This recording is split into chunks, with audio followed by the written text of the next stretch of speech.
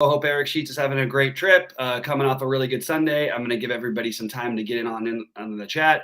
Pop in your questions. We're going to go up till about 6:30. There's a lot of stuff to wait for. So basically, I'm telling you right now, unless anything changes, from the first games, the only guys who I'm playing on DraftKings from the early games is I am going to play Kyle Lowry in some on FanDuel. I'm going to play Tyler Hero some on DraftKings, but not at an overwhelming amount. I think Ricky Rubio is viable, but I'm probably going to skip it. I think Mobley is viable, probably going to skip it. I think Markkanen is viable. May not skip that one. I actually think that there's an argument to be made for Markkanen here, so I'm going to add maybe a share or two of Markkanen, who's been kind of like hit and miss, but it shouldn't take all that much with his time on the court in a competitive game to get to that 30 fantasy point mark, which at 6x I think is interesting enough, but better stuff later probably. So mostly you want to skip these guys. I think that you can take shots on Draymond or Steph. I think Steph, you play on FanDuel a little bit. I do think that there's upside. Maybe he breaks the 3-point record tonight. That immediately is going to put you in pretty decent position. But I don't really have a ton of interest in anything else. I think I might throw Duarte in a lineup. Excuse me, because I think there's a ceiling there. But I think there's nothing else really from the first two games that I want to be heavy on, because I think that there's too much potential later in the day that I think we want to get access to. Sacramento is the other spot early on where maybe you could play Bagley and Harrison Barnes. That's pretty much all I've got for the early side of that.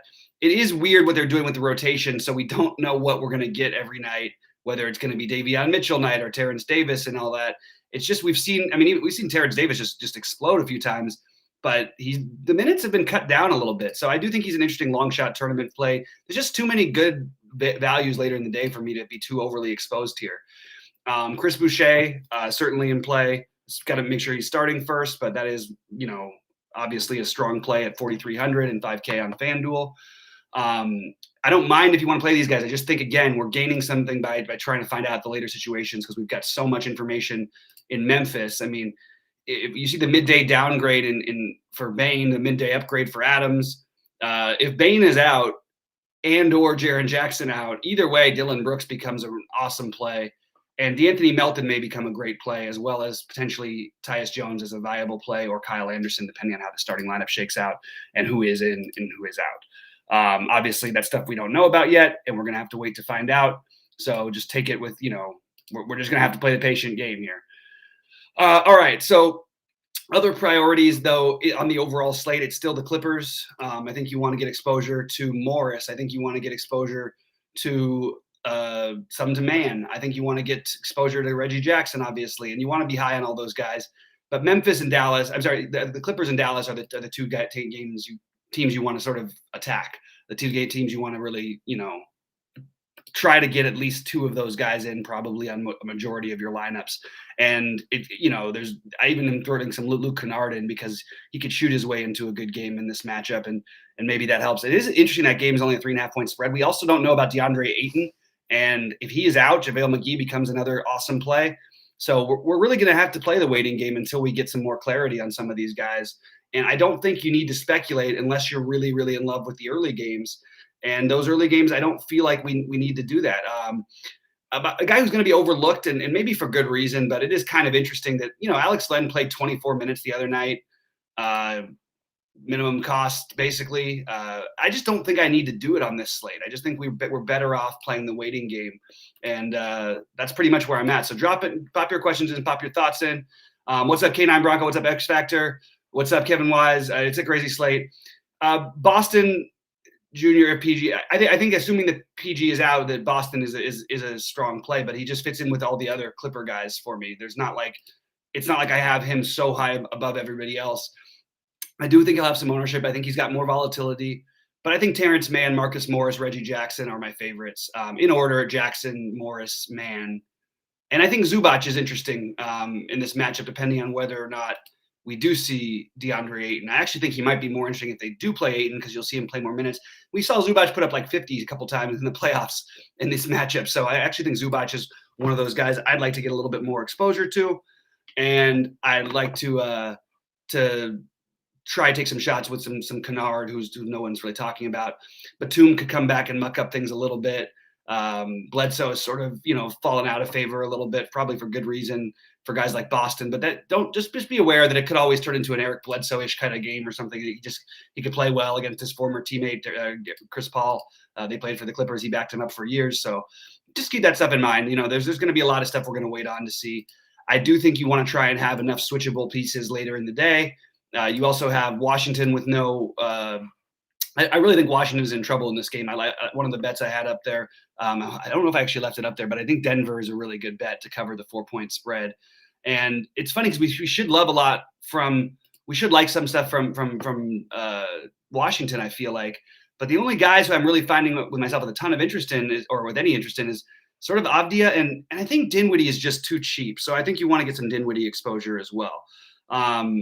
In terms of my actual priorities, I am way overweight on the later games. So I really don't know entirely who I'm playing yet. It's going to depend with the Memphis situation. I love Joel Embiid as a spend up. I love Giannis as a spend up. I love Porzingis, Capella as the middle-ish guys. And I like Trey as a spend up quite a bit tonight. So the problem with Trey is that you have some blowout risk in that game. Maybe keeps his ownership a little bit lower than some of the other guys. I don't really understand the theory of why people don't want to play Giannis. I don't care that he's 11-6. Giannis and Jokic are the two guys who I feel like could absolutely just go nuts tonight. And Jokic is, sure, he's a pretty sure thing for his price range, for everything. And you're going to see these guys in the low teens at the highest ownership wise, I think, unless we hear some news earlier. So I think that playing those guys, Jokic especially, or you say Jokic and Giannis especially, I just think that there's enough upside there where we really should take advantage of this. The problem is I also like Embiid in the centers. Then I also want to speculate with guys like JaVale McGee in case we do have no DeAndre Ayton again. JaVale McGee, we just saw him put up 500 freaking points the other night. So I think that's kind of interesting to try and figure out that whole situation. I'm mostly going to be answering questions and going back and forth with you guys, so keep asking. Yeah, Tillman is a priority value if even just Adams is out. But I don't think that I would guess that Adams plays based on the midday upgrade. That's usually the way these things work. Triple J, if he's out, it's going to open up a ton of things for Memphis. And going through it, like Dillon Brooks is my number one on that side of things. But I think Dillon Brooks is a good play anyway, so I'm good with Dillon Brooks. But if let's just say Bane and Jackson are out and Adams is in, I think that you got Tillman, Tyus Jones. I think Melton I think it'd go Brooks, Melton. Probably those would be the guys for me. And then it depends on if Kyle Anderson's starting. I'd have some interest there as well. And I do want to run it back with Embiid where I am going to be playing those Memphis guys. So there's a whole bunch of things to wait for. TLC, it's interesting you question K9 Bronco because I actually did build my shell lineup. I put TLC in it and it feels sort of gross and wrong. But I think he's viable, not exciting. I don't think it's an awesome play. I'm hoping to have some better stuff, by 7:30 that we can come off of that. I mean, this guy, he just played 31 minutes the other day, didn't score an actual point. He put up 31 and 25 the two previous games, and it's obviously a good matchup for a guy like him to get steals and blocks. So I think that he's completely viable, but not my favorite value. On FanDuel, a little more viable, obviously, than DK for me because of the steal block upside and the fact that he fits in nicely price-wise with a build that makes a lot of sense to me. So that's where I'm at. Giannis on FanDuel, absolutely. Guys that should pay attention to what happened with Giannis. He had the quad injury, okay? He came back. He did play, when he came back, he only played 27 minutes in that first game against Cleveland. It was a fairly close game, so they were really being a little careful. But it was, when you think about it, at the same time, you look at the game, it's because he had 5 fouls. He had foul trouble. Then he played Miami where he literally never plays well. And then he goes up and puts up 79 in Houston, which was just awesome. And really helped me out on Friday, won me some money, was really, really, really, really good. Put up 79 fantasy points, obviously. And I think that, against the Knicks, then he plays 32 minutes only in that one, got into a little bit of foul trouble there, but still put up 56 on a fairly pedestrian, it wasn't like he shot the ball a ton. He did have a triple double.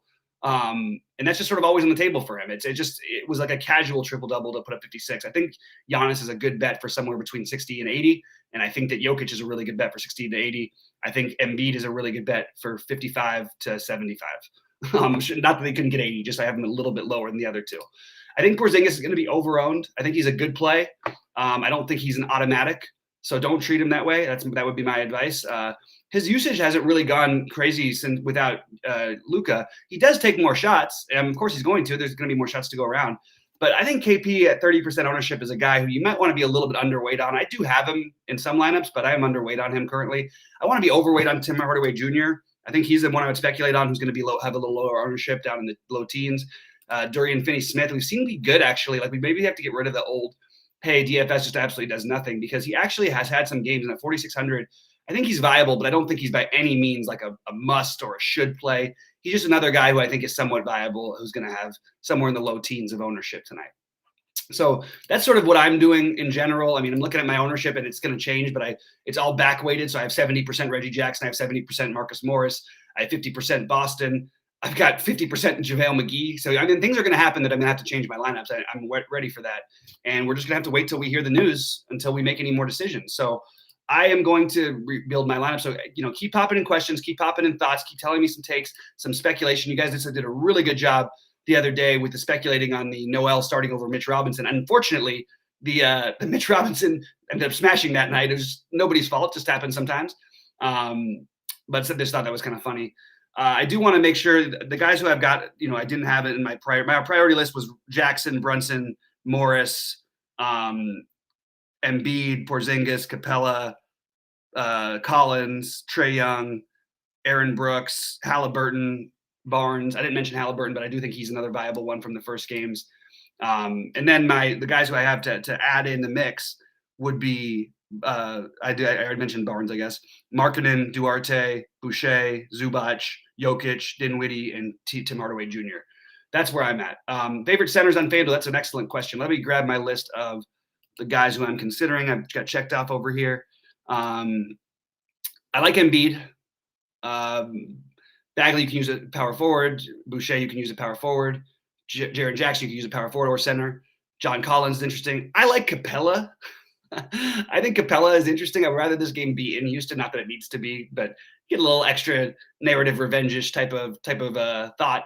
It's just a great matchup for him, and they're sloppy. He'll get shot blocks. And Capella's been consistently really good lately. Like he, put up 44.5 exactly in back-to-back games. That game against the Brooklyn where I had him last on Friday, I thought he was going to go completely nuts at one point. I think he had like 33 at halftime or something, but still turned into a really nice performance. Straight center, I think Embiid is my favorite. All the other guys are the guys who I'm mixing in, but mostly playing at power forward.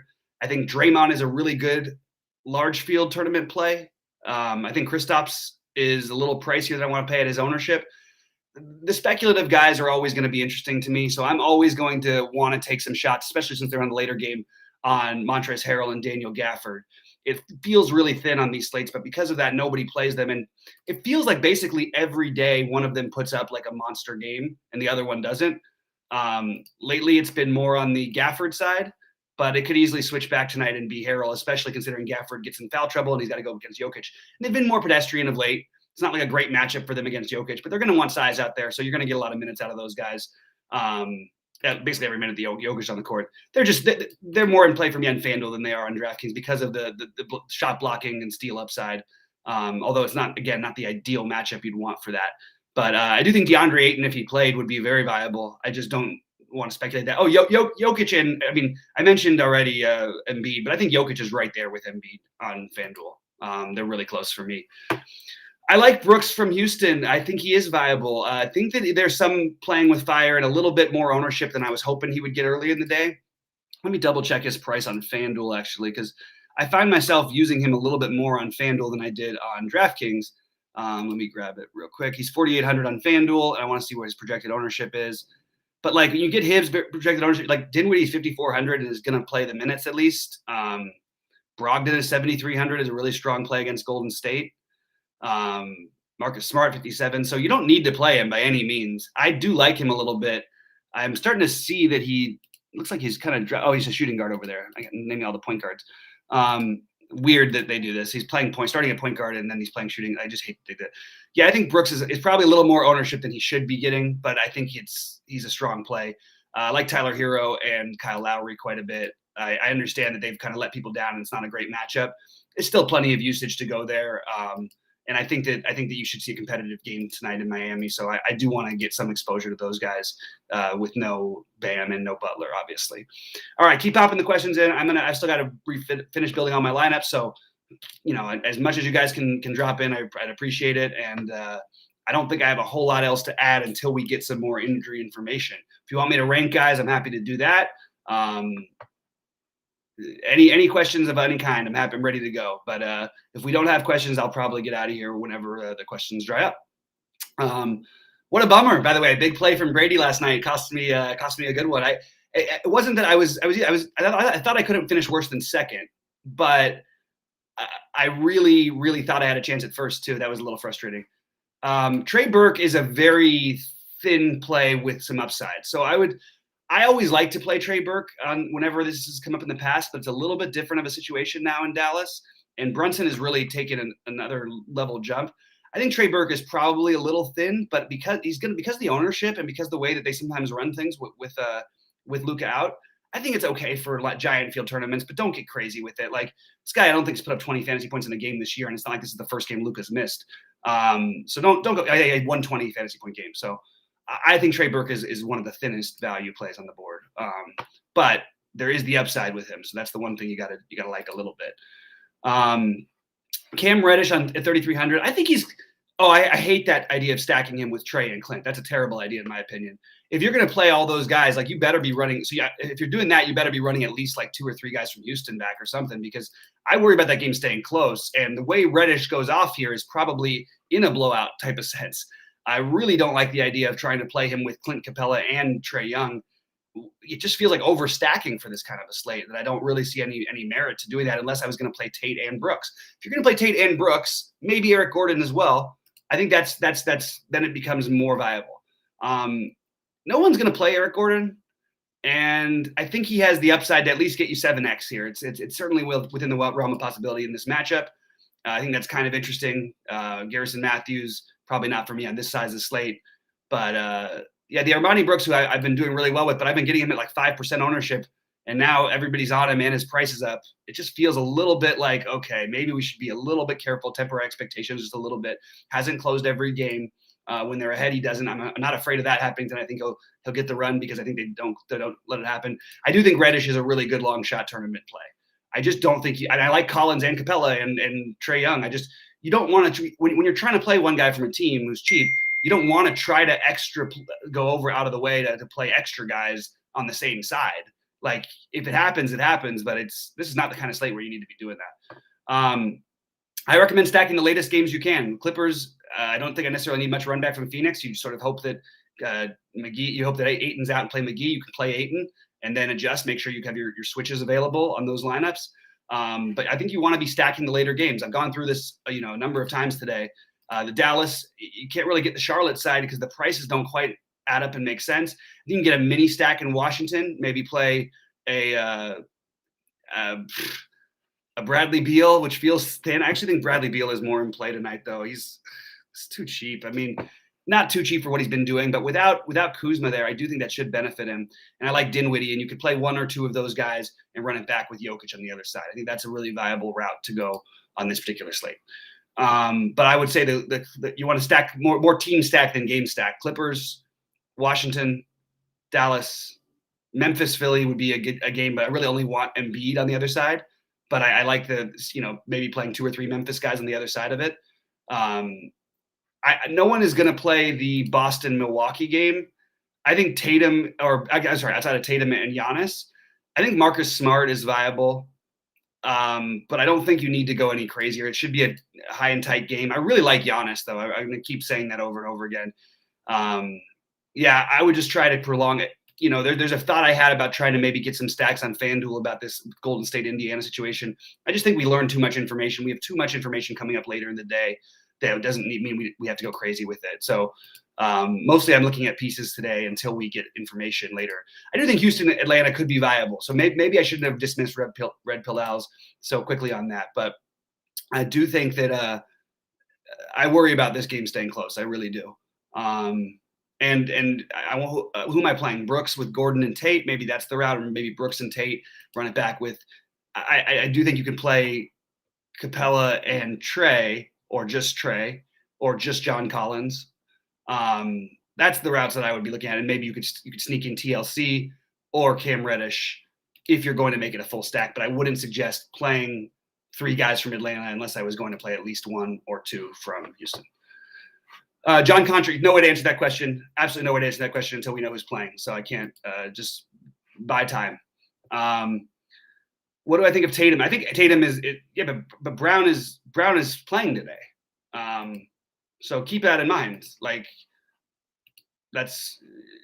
don't treat this as if it's going to be the same situation that it's been for Tatum. We're going to have Jaylen Brown back in the mix to mix things up a little bit. As of right now, I've got him as in, so I'm going to treat him like he's playing until I hear otherwise. So I would probably temper my expectations a little bit on Tatum, just with Jaylen Brown supposedly coming back tonight. But I do think he's a fine play at his price. His numbers have been amazing, but you can't treat it like it's the same situation. Jaylen Brown being gone makes all the difference in the world. And even in this time, there's been no 60 fantasy point. He had the 160 point game against the 60 fantasy point game back in mid-November against the Lakers, but mostly he's been in like the 50 range, which there's other guys we can get to do that, especially with Jaylen Brown coming back. Now, I do think the matchup could suit him. You will have Milwaukee will give up some threes and stuff. I just think there's better places to spend personally, but I don't mind it for tournaments. I just don't like that he's going to have ownership. People are game log watching, and the truth is this game is totally different situation. Terrence Davis, it wouldn't be considered a fade. So fade is, I go back to this all the time, guys. We don't talk about fades the same way as we used to. Fades mean like a guy who's going to be owned that you're not playing. No one's playing Terrence Davis. He's projected to play 20 minutes. I've got him at less than 1% ownership. That's not a fade. That's just a guy you're not playing. Fade would imply that maybe that there was going to be some other stuff. Now, I would like to see the starting lineup for all these guys. I would like to see what Toronto does. I'm sorry, what they do. If they start Bagley, forget about it. If they start Terrence Davis, you can play Terrence Davis. If they don't start Terrence Davis, I would not be getting my hopes up. It is a revenge game. It is a little bit like I'm a little tempted to take the long shot Terrence Davis option, but I don't think I'm going to go crazy with it. There's just too many bodies that are healthy, and especially if they go with the Bagley Len lineup, which is what I've got projected right now. But again, we're going to need to wait for starting lineups before we can get that stuff figured out. I think Boucher, absolutely. I'm on Boucher. He's one of the guys from the earlier games that I do like. No problem, Nicholas. Priority plays the Clippers and Mavericks and likely Memphis. But if you play the Clippers and Mavericks, you can always get over to Memphis. And then your priority spend ups for me are some combination of Embiid, Jokic, Porzingis, Giannis, Trae. Porzingis, Butler, Capella, Collins are the mid-tier. Embiid, followed by it might be Giannis is probably number one for me. Right there with Jokic and Embiid, and Trae would be the next guy in line for me. That's where I'm at.